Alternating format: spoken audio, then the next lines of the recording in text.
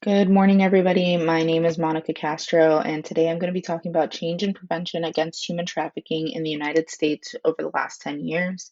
I do want to preface this with I am starting to get sick, so please bear with me throughout this presentation. So, for this issue brief, I discuss prevention methods against human trafficking and how they've been implemented and what needs to be improved in order to better assist victims. I conducted a literature review. I also go over policies, laws. I discuss different theories, methods, and ethical situations that need to be discussed in order to improve the current process of human trafficking. The most prominent misconception about human trafficking is that victims are physically kidnapped and forced into the job, and that's not true. Typically, victims are manipulated, tricked, deceived, threatened, um, in order to get cooperation. Human trafficking is considered today's slavery, with some researchers believing that millions fall victim to this crime a year worldwide.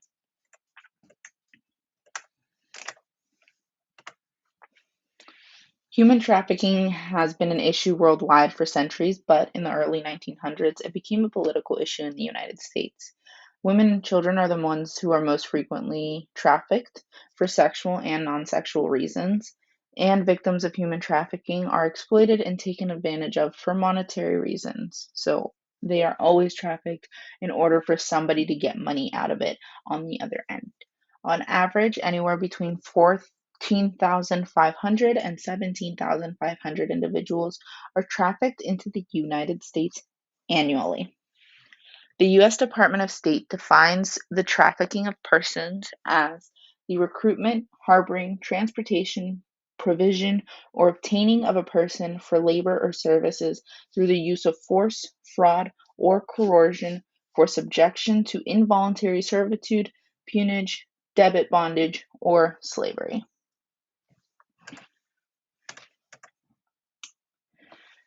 Many different policies have been implemented since the early 2000s in order to prevent and stop the human trafficking epidemic that's been occurring worldwide. The Trafficking Victims Protection Act, TVPA, of 2000, and the Protocol to Prevent, Suppress, and Punish Trafficking in Persons supplement the United Nations Convention Against Transnational Organized Crime, also known as the Palmero Protocol. The Trafficking Victims Protection Act (TVPA) of 2000 has been amended three different times in 2003, 2005, and 2013 in order to correct, fix, or better define the laws and policies that are included in the Act. The original Act stated the purpose of this division are to combat trafficking in persons, a contemporary manifestation of slavery, whose victims are predominantly women and children, to ensure just and effective punishment of traffickers and to protect the victims. Over the last 10 years, many new policies, acts, programs have been initiated or amended to serve and assist victims in a more streamlined manner. These programs allow victims to speak up against what's happening and get the help that they need. These programs also give agencies and task force general guidelines to provide them assistance and guide the victims through the reporting process. According to Huff Corzine et al., Florida has a systematic set of rules in place for attacking human trafficking. The Polaris Project, a NGO, rates U.S. states on their existing laws focused on human trafficking. In 2011, Florida was first ranked in the first or green tier of states, a position it has consistently maintained to date for its efforts to effect legislation against human trafficking. The laws in Florida create a statewide council on human trafficking, chaired by the Attorney General, and has established training standards for police and prosecutors. The statewide council helps to set a preferred organizational structure for combating human trafficking. Florida has a very strict and set guideline in order to streamline the process for victims and provide punishment for traffickers. There are many improvements that need to be made across the board when it comes to human trafficking. Improvements in training and policies, not just for police, but for school, staff, parents, counselors, different after school programs, as well as domestic violence programs and other agencies and resources that are in the community. According to Grubb and Bennett's surveys conducted on state law enforcement in the state of Georgia within 4 years before 2012, only 11.2% of agencies had received training on human trafficking, while only 75.5% reported that they hadn't received any training at all, and 13.3 responded with unknown. Being unaware of the signs of human trafficking can lead victims to be placed in unsafe situations where the offender may lash out. The offender may also remove them from that community that they're in and place them in a different community in order to stop the reporting of the crime to that specific police department. Figure 1 was created by the Houston crime defense lawyer Neil Davis, and it shows the numbers of human trafficking cases by state for the year 2019.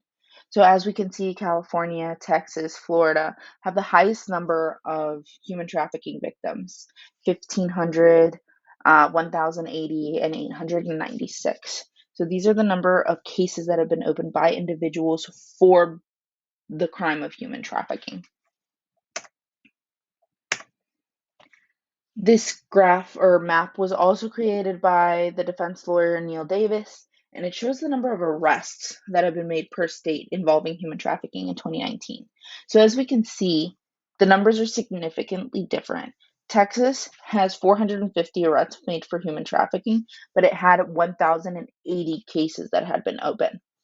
Florida has only 117, and it had 800 and some change of cases that are open. California doesn't even show a number for arrested individuals.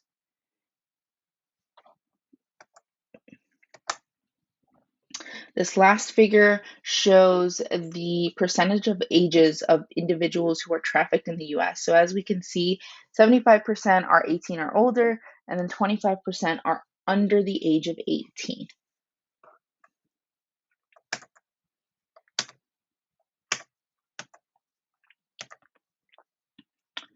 So there are many different theories that can help explain why behavior occurs.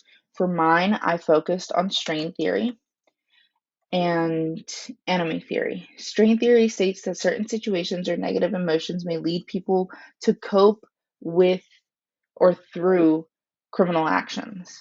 Robert Agnew developed the theory in 1992, suggesting that it's not the actual strain or the event that determines whether people commit a crime, it's their coping mechanism. So, how they react to the event will determine the strain.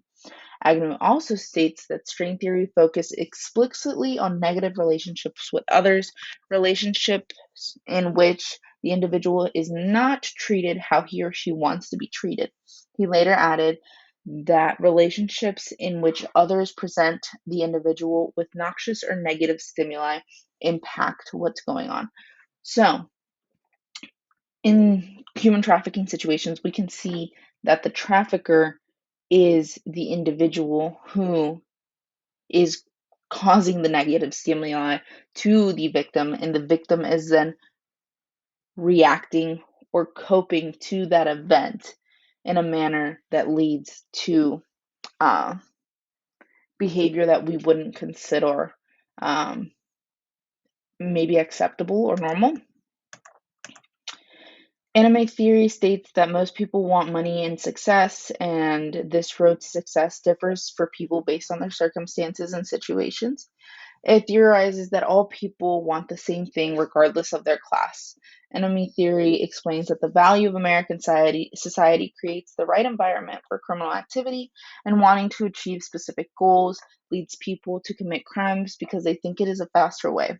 So, traffickers will commit the act of human trafficking in order to achieve the monetary goals that they want, even if it means putting other people or victimizing other people. Two specific methods were used in my uh, articles that I used. The first one being interviews. Interviews are used to conduct in depth one-on-one um, question and answer kind of scenarios. They're typically done either in person or via chat. They require time, resources, and they're very specific in nature, so they're aiming to answer a specific question or get information on a specific topic. In the article by Farrell et al., they conducted a qualitative interview with law enforcement and service providers associated with human trafficking in 3 U.S. communities. All interviewed individuals had vital law enforcement positions and extensive experience working with human trafficking.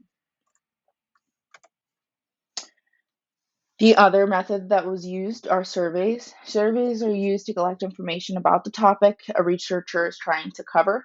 Surveys usually are done in a Likert manner, with one being either I strongly disagree or I strongly agree, and then 5 or 10 being I strongly agree or I strongly disagree, and then in between neutral, agree, disagree, so on and so forth.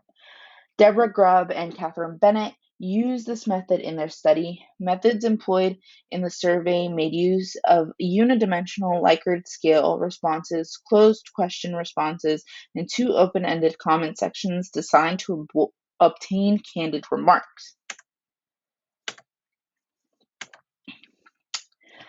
For the ethical review, I covered 2 different perspectives on the police code of ethics that is a nationwide standard for police officers. The first branch that I covered was proper victim assistance. Police officers are required to follow a code of ethics. The code states, as a police officer or as a law enforcement officer, my fundamental duty is to serve the community, to safeguard lives and property, to protect the innocent against deception, the weak against oppression and intimidation, and the peaceful against violence or disorder, and to respect the constitutional rights of all to liberty and equality and justice. The Code of Ethics also states, I will never act officiously or permit personal feelings, prejudice, political beliefs, aspirations, nomisties, or friendships to influence my decisions. This portion comes into play when it comes to proper victim assistance, because if you have an individual who is being trafficked and the police officer has his own personal beliefs on human trafficking and that, oh, all victims are this or all victims are that, then they won't be able to see the situation from a non-biased manner and will not be able to provide the victim with the assistance that they need. Corruption, on the other hand, causes a different issue. D'Orenzio states the presence of corruption makes victims distrust law enforcement and can even reduce the likelihood that a victim would accept assistance from an agent. She also writes corruption can play a role in the re-victimization of trafficked persons. Corrupt officials can also exploit suspected human trafficking victims through prostitution, domestic servitude, or other forms of forced labor. The Police Code of Ethics states, I will never engage in acts of corruption or bribery, nor will I condone such acts by other police officers.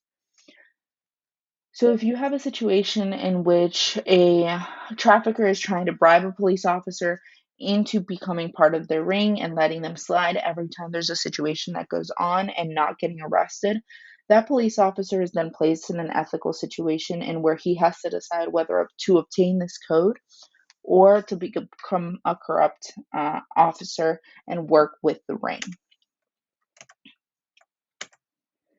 In conclusion, and to recap, I covered types of human trafficking prevention policies and programs, the positive effects and improvements that can be made in my key issues in fact file. I also covered strain theory and anime theory and how they influence victims' actions in the theoretical review section.